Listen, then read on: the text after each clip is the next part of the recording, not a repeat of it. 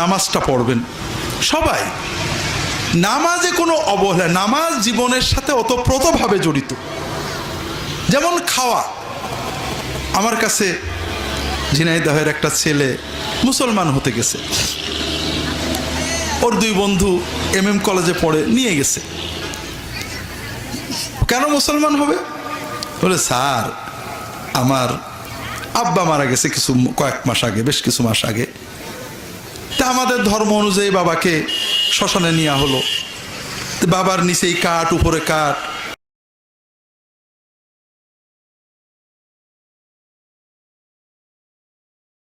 উপরে যখন কাঠ দেওয়া হলো আমার খুব কষ্ট লাগছিল, নিশ্চয়ই বাবার কষ্ট হচ্ছে যে বাবা কালকেও আদর করছি, বুকে জড়াইছি, সেই বাবার বুকের উপরে কাঠ চাপাচ্ছে, কত না কষ্ট হচ্ছে।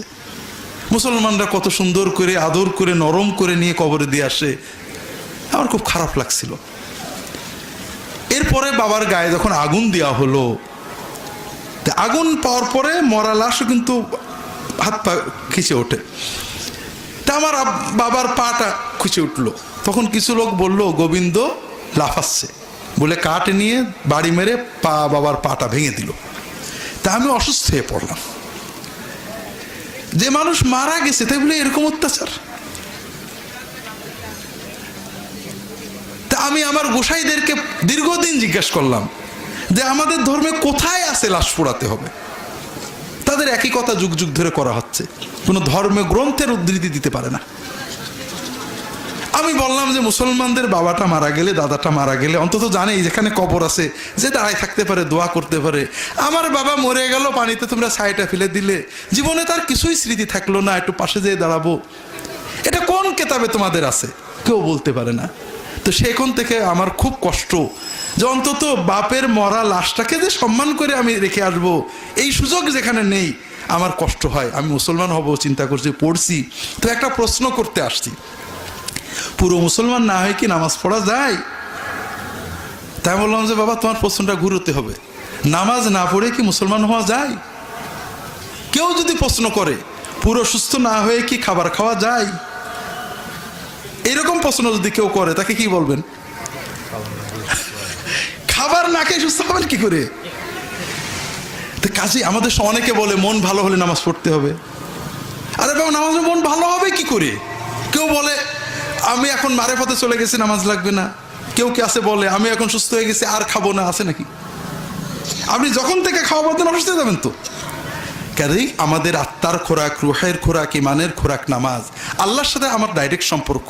যা পারি, আমি পারি না পারি, কিচ্ছু পারি না, আমার মালিক আমাকে জানে যে আমি পারি না, আমি মালিকের সামনে দাঁড়াবো। কিচ্ছু জানি না, আমি এখন এই আজকে নিয়ত করলাম 1 ওয়াক্ত নামাজ ছাড়বো না। নামাজ সহজ, 10 মিনিটও লাগে না, 5 মিনিটও লাগে না। আমি আল্লাহর সামনে দাঁড়াবো, কিছু না পারলে চুপ করে দাঁড়িয়ে থাকবো, আল্লাহ আকবার বলবো, রুকু সেজদা করবো, ওতেই আমি নামাজের 16 আনা সওয়াব পেয়ে যাবো। পাশাপাশি শিখতে থাকবো। বিশেষ করে আমরা যারা বুড়ো হয়ে গেছি, শেখার সময় কম, যুবকদেরকে বলবো জীবন সামনে কঠিন, জীবন যাতে কত কঠিন আমরা দেখি। আল্লাহ রসুল সাল্লাল্লাহু আলাইহি ওয়াসাল্লাম একটা দোয়া আছে, আল্লাহুম্মা জাল খায়রা উমরি আখিরাহু ওয়া খায়রা আমালি খাওয়াতিমাহু ওয়া খায়রা আইয়ামি ইয়াউমা আলকাক। আল্লাহ আমার জীবনের শেষ অংশটাকে তুমি শ্রেষ্ঠ অংশ করবে।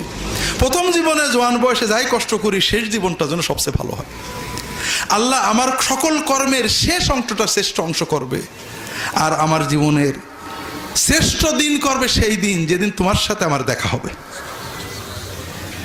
কারণ জীবনের প্রথম দিক যখন আমরা সুস্থ থাকি, সবল থাকে, শক্তি থাকে, এটা খুব সহজ, কষ্ট কম হয়, কষ্ট সহ্য করার শক্তি আমাদের থাকে। কিন্তু শেষ জীবনে দুর্বল হয়ে যাব, বৃদ্ধ হয়ে যাব, কখন কোন বিপদ আসে জানি না, ছেলে মেয়ে, স্ত্রী, সুস্থতা, অসুস্থতা, এই কঠিন জীবনে আল্লাহর রহমতের সাথে জুড়ে থাকতে, জীবনের শেষ মুহূর্ত পর্যন্ত জীবনটাকে আনন্দময় উপভোগ্য করতে, সেই অনন্ত জীবনে আল্লাহর রহমত নিয়ামত পেতে নামাজের কোনো বিকল্প নেই। যুবকদের বলবো নামাজটাকে প্রাণবন্ত করো, নামাজটাকে একটু সুন্দর করে আবেগ দিয়ে পড়ো। আমি সৌদি আরবে দেখছি অনেক যুবক আছে ইত্তি চুল উল্টে আবার বেঁধে দিয়েছে। আমাদের দেশের মানুষ দেখলে তো নাক ছিটকাবেই, আরবের মানুষরাও নাক ছিটকায়, 3/4 পরে আছে, জিন্স গেঞ্জি পরে আছে, কিন্তু তারাবির নামাজে ইমাম সাহেবের পিছনে কাঁদছে, কোরআন শুনে কাঁদছে, দোয়া শুনে কাঁদছে। নামাজটাকে জীবন্ত করতে হবে। কিভাবে? নামাজের ভিতরে যেগুলো আমরা পড়ি এর অর্থগুলো শিখে নেবে। যা পড়বে অল্টারনেট করে পড়বে, একটু বুঝে বুঝে আল্লাহর সাথে মন দিয়ে কথা বলবে। জীবনে যা চাওয়ার দরকার হয় নামাজের সেজদায় আল্লাহর কাছে চাইবে। যত ব্যথা, যত বেদনা, যত চাওয়া আল্লাহর কাছে সেজদায় যেয়ে চাবে। দেখবে ইনশাআল্লাহ বিপদ আসবে, কিন্তু কোনো বিপদ তোমাকে ভাঙতে পারবে না, আবার চলে যাবে। তুমি ইনশাআল্লাহ আল্লাহর রহমতের সাথে জুড়ে থাকবে।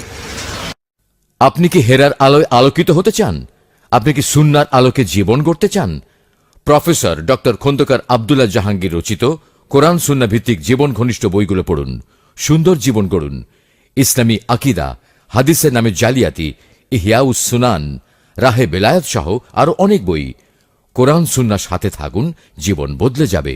যোগাযোগ আর সুন্নাহ ট্রাস্ট 01715400640। নামাজের পরে হালাল খাওয়া, অন্যান্য ইবাদত তো আছে, হালালটা খেতে হবে। মানুষের ক্ষতি করা যাবে না, সাধ্যমতো মানুষের উপকার করতে হবে। সকল মুসলমানকে মহব্বত করতে হবে। সবসময় আল্লাহর জিকির করার চেষ্টা করতে হবে। নবীজির উপর সাল্লাল্লাহু আলাইহি ওয়াসাল্লামের উপর দরুদ পড়তে হবে। এগুলো সব সহজ সহজ কাজ। নিয়মিত কোরআন এবং হাদিস পড়ে দ্বীনের জ্ঞান বাড়াতে হবে। মানুষদেরকে আল্লাহর পথে দু একটা কথা সবসময় বলতে হবে। এই কাজগুলো প্রত্যেকেই আমরা করি। এগুলো ক্রমান্বয়ে আমাদেরকে আল্লাহর কাছে এগিয়ে নিক। আল্লাহ সবাইকে তৌফিক দান করুন, আমিন।